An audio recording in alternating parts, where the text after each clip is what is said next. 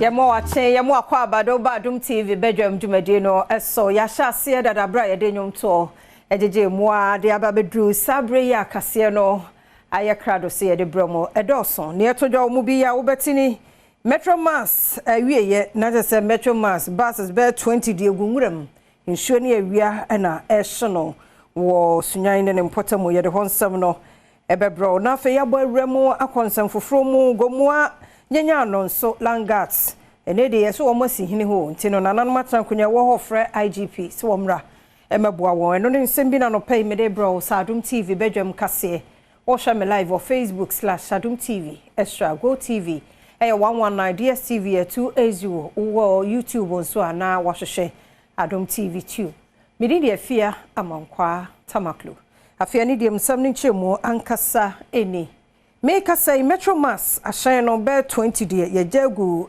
a ye emura bimu e wo sunyan ne mpotamu ya make us say a we bono ensure toguso hwehwemu no kra mpo de bi kire se ben fie duni e na egu ho no mo scrap the lesson so afa ho we nkraka so ho Adom TV kase etwaso see ya ba su ya no fa se e me ka ko ACS ba na masu we la susi ya no se ya twi kra konfra ni na gu ya bo ni ya e ma twi ngi twi no ma ko no ma isi se no kra be da ya pa yan ko ne go se ngi ma se da me ka se ngi se sisi mu na matutu no mo da yan fa ni nkofwe se me bo a se ngi sisi ma ko ngi si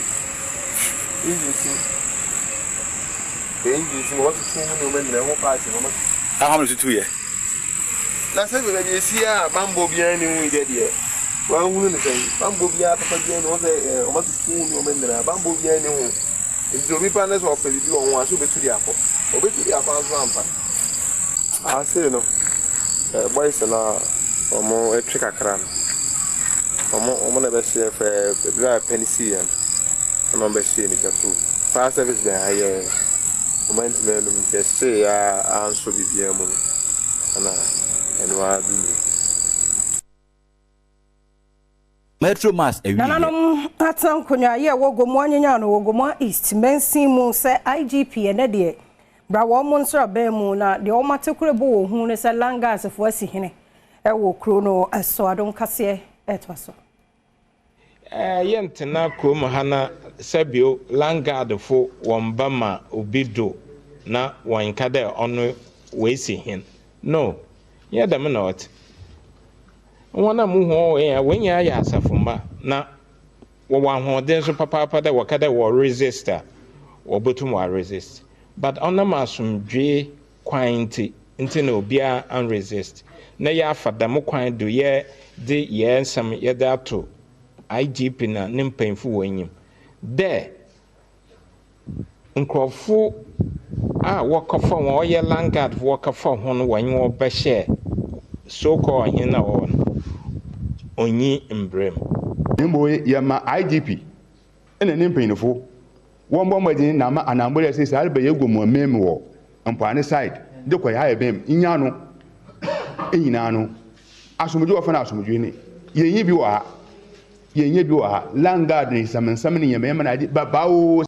Openi no ne da abrazi ebusia anu ewogomo anyanya no ebusia peni kwame kwanan enso ede nsem sei ene tudwa ekuru na agomo anyanya no nya asomdwe to biara awo kuru ha no onya agbotar onya anya asomdwe yemfanta ye Bampani abedi a Dr. Mahmoud Baumia ese ye hwe animu se cadets ahodo a ye wo no homunchemu be dudie Warmo ebetwa na yede aboa womo so bambo mfamu dwumade ya warmo edi warmo 70th anniversary a warmo di ye ena ode semi etuja you ask for a quota of 2% of recruitment to be given to the National Cadet Corps. But I don't think, from what we have seen today, I don't think that is bold enough. I believe we should start with a quota of a minimum of 10%. And I am asking the National Cadet Corps coordinator to liaise with the Ghana Education Service and the Ministry of Education and bring forth a cabinet memo on this matter for us to consider in cabinet and approve it. Adom TV Badwam kase na uguso ehwe no yeto so de akonsam foforo mu a United Nations News Chief Editor na wasaya communication expert ye Ben Doche Malo ene wode to nsantwofo nyina nim se ye ndwuma na ye die no nei no yemfa nkọ bia ede eyi nsama hodo ano afa ohawa de hye efemu no sense de bia no ohaw no mum ene ye bo eho adawuro no ne ye papa nso afiri mu aba no ye ma eno nso emra monten dodo pa na hyenkran eno nto aso Adom TV edeba. From the UN perspective, we call solutions journalism. Solutions journalism means, can I report things in a way that will cause anybody listening or watching to take some action for the common good, for the greater good? That's what we should be doing. Go beyond the usual tenets of, oh, journalism or broadcasting is for entertainment, education, and what is the third one? Or information. No, go beyond these three. Whatever I'm doing here in this studio, whatever I'm doing in this write-up, is it going to lead to somebody to take action for the better? Osan editor just say we do ya pa na ene dadwene se ensantwerefo enhaha wani eka nsem bia ense se eba abonten nkenka no wonu ma wonam kasa hodo a waka no mai mu ede kase ho nsem etudwa no kiremu a ese se wutumi eka asem ne se de sitie na mu mense se wo haha wani eba no saade a na ma asem no a waka no kura no emu de etu. I see sometimes that there is a way in the tree or ga or ewe we embellish things. It's like you can't read the news flat, you embellish things. So we need to be, again, factual. If you're factual, then we can't go wrong. You can speak tree, ewe, krobo, dagbani or anything, but just observe the pillars of journalism. If I'm reporting something, let me not have this agenda. We limit ourselves, we diminish ourselves when those sentiments, emotions come and we act on them. We need to elevate ourselves. Yato akasiano so for ya wo share fisheries aquaculture na wasai mrashebedwani ma de hye wa wutu senya east aye hawa kumsen na wo se bosome ba konso yasan eto eye eponomu sebeya emo no ebenyini kama na emre no so na wi wo manze mfaso abaso oni Adom kase eto aso ebi wo se obo kwa Togo na ya omodi omonnam no akọ Nene Marine Enforcement Unit for so akasa. Eti afi wa ubebi agro ya becho. Ya cho so e do be fam da kwan so. Eya me ka se me chema na shi munya ama no wunji ndi. Afi we ne be sha ase. Na shi obi nya ama afi we. Oswafo a ono ene wo Western Region kwabena ochireda ko mensa enso ene nsemse ene to enuanum a wo mokopo so ekochinam. Adokura aban ana na ndam ka akufado oda no fisheries minister kama maso kamo eda hye de roma epi wanda wadi bia yindi bi yindi wo no se fata dem maso be ka minister ho ne aba na music eside no eda ba abobaze ewo district. Paramount Chief no ene wo Upper Discof traditional area Obrempong Himadechi enso ebo oswafo no abaso pa ne aban na baso wanamuntu a wo mutu ede boa enuanum yi ebise epu ye tumuwie na se nam eba epu ni mu na se ya fafo afarifo omo mfa kwan papa so ankoyi na mu na mfa ma omo de ba ya dia na ya sen ato ama ye ho so there are a lot of illegal means of fishing. Now, unyama odi egu akwam no ubomodi ase obemasa method of illegal means of fishing nyina yetu ase. Menim say odi na ba bia egu akwam a ofa no the electronic monitoring system. A wodi phone camera bobo versus ho a ewo so a ye monitor say na ye ba ya ho ekwapo so no obedi mbra so nyina pepepe. Na afarefo a wonu so wo su se ene ya yato eponomu no nyame anim ne wonu mo enenam na wonu mo esrenuane.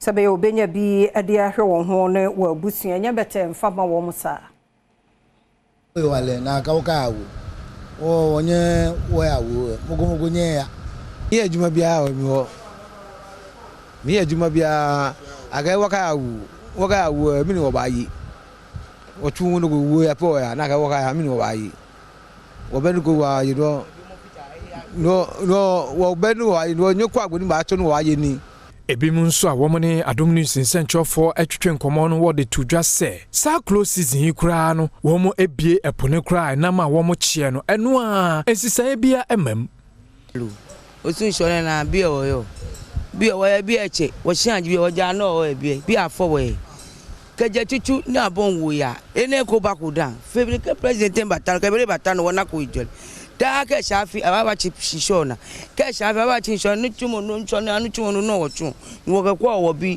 no wo nyeme na kwa mijo lo ne ka ojoba no man bi fe na ba chi na ne ona lo ka yeni shikale nchona ko wo bi ya siku no ko wo ke kwa wo bi wo ka me ya siku ebi mu nso ede to yɛn nsɛnkyerɛfoɔ anim sɛ close season yi edru a sɛ bɛyɛ a wɔn ebenya aduane koraa esi table so ɛde ama wɔn abusua edi no ɛyade a ɛden paa ntu no go fe nwo no ya no na chi sure na ne be ntu agaji be nye meke alo wo ku me ni le ame ba me yin ma do ma bibi ame no go ma hwe yin ashika ni ga kwam bi kan bi aga nkase ko ntu mo ko fe wo ya no na ga ma jani bi egba awo na asani ato no ko awo ko no wo ka kwa na ka jengbe yin bi enyo Executive Secretary, Coalition of Proper Sexual Human Rights and Family Values, Lawyer Moses Foamoni, they told Nananom Mamanyofo, and sorry I can do for will be a Nina Brane, and Chawon Bobre, LGBTQ, and who and seminal. John Mahama, or former President Mahama, on the Wakase Uchiri, for 31st January in Wakai, presidential candidate Dr. Badwam Wakase on Uchiri. But me, Madam for Dr. Alan Tramati, maintaining Dr. Okwa, sorry, I was say he's Christ-like. Now, Christ-like and I ain't Hunkai. Dr. Mesro, who are Christ-like, I was a witcher with Christ-likeness. Now, sir, issue will declare opposition on the matter. Now, presidential candidate, almost vice presidential candidate, no so. Your baby saw and you run a poor, Kaja doctor, Yabao, your baby saw. Here now, Ujina, Unanigina. Na Madam Professor Sonusi baby sano, and then all the vice presidential career. Isansana anajono eye empaibo ya wodishishe Swanti, second deputy vice chairman. Ya woda Ghana Pentecostal and Charismatic Council ano nukroya ye president of the Apostolic Church Ghana ano Dr. Aaron Amina HRS the okona druno ajese nyame ebem. A nation must experience God in a new way. Jehovah will speak again. This problem has come during our time. We must fight it. Mensin Krache Peniwa Sutifi North wa have mantle moye Anthony Mensa Nene was mensin abo homode pa won suo mu ehawo on hanani a hamunche mu adu okono de yade a wo motumi adu ho won suo ensem ho. Year so far is overwhelming, but we have not been able to achieve the 100% that we are to do, because we have a deficit of about 10% in Esutifi. We took over the district at water level coverage within the district from 41% coverage. But today, it will interest you to know that we have achieved 90% coverage of water. Those areas that we collaborated with the partners that we provided water to, all those areas are enjoying water. Being it health facilities and schools. And we actually penny quantity for that PEC consultant no engineer obin etua enso de abasowode ma samla bedwaku ni se wonum edim puntudwa ho nsemasi wakoma so etu ho anamon se ne beya omanfo nso eho behen ha wonum titire eni nsuo ho dwumadi a wonum adie Titifun of in the first place yesterday we said we to develop a master plan for the whole region. In fact, which is very encouraging. Your region, China, itimi yesa. My system now, she says, we can say number 1, which will make my almost 600 households connection. which is encouraging. President Adom East Regional House of Chiefs now where Paramount Chief on Soma Yeji traditional area ye pim ya okabrese odi adese na eto amanyofo NDC ne MPP chichu pa so won kasemo woma eho ente ye boa ye ho akwakoto abai na ye de na nasi akonwa no so mfie aduanan mienu ni wo hye ho fa no de nsemi etudwa of my instrument. Yamia akoyi. Na akasa for ika ubia ekoso se. Yebetu aba. Abosu medu ba mo. Ubia yabi ubia ahu se. Ubia ni party ni party. Anya aja tuma meto. Yara wonya abotre wonya kuma ema kasa bia abeka India